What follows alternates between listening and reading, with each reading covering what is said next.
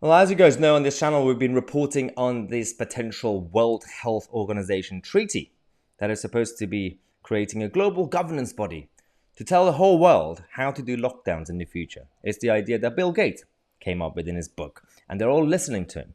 Now, there are only a few people in the British establishment who are trying to fight back from the inside, and one of them is Steve Baker, who sent in a written question to Sajid, Javid and his department yesterday, and it was basically about, as we showed on this channel, it was about to find out the UK's position, the whole negotiating position, because are we actually going to be losing our sovereignty?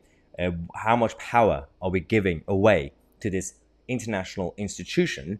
Because the idea is, as I said, they're going to create this global mechanism that will allow the World Health Organization to tell countries how to actually prevent the future global health crises. That's basically the line. But in reality, that means that it's worse than any other system that we had on an international level. That it's not even just like the UN. It's worse than the UN because it's actually be mandating certain regulations. Now, Sajid Javid has responded. He is reassuring us. But let's read his answer, his response to Steve Baker. His first line. The United Kingdom supports a new international instrument to strengthen pandemic prevention. Fine. And then it says, the purpose of the instrument is to strengthen global cooperation in order to better protect the UK from the health and social economic impacts of the pandemic. You do realize the second sentence is basically like the first sentence. What was the point of having the second sentence?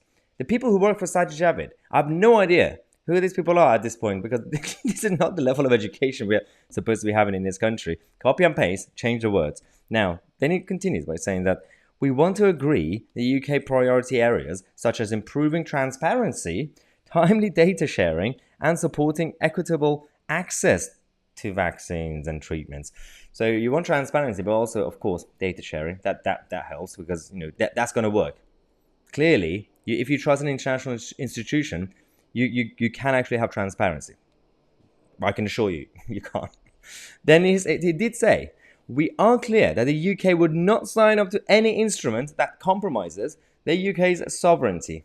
That is a lie, because the whole foundation of this treaty is to give up a bit of your sovereignty. Now, it is about the degree. Sajid Javid is right.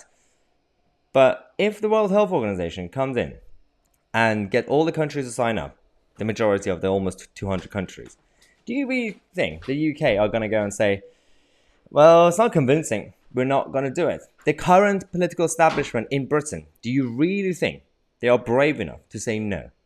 Now, it's not the same as the US Senate, which can actually prevent and block treaties like this, but I don't really see someone like Sajid Javid to actually veto this idea.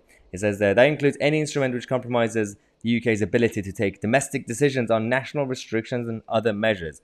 It basically means the W.H.O treaty should not be able to tell us if we have to do national lockdown or something like that. But again, the tricky situation for him is that he's now written it. It's now written. I know we can't trust politicians because they always lie anyway, even if it's in their manifestos. But we have to keep this. We have to save this, because at some point we are going to be using this against the Department of Health and Social Care, because the rest of it is absolutely nonsensical and is based on lies. And some will fall for it. Some will say, Sajid Javid reassured us that we are not losing our sovereignty.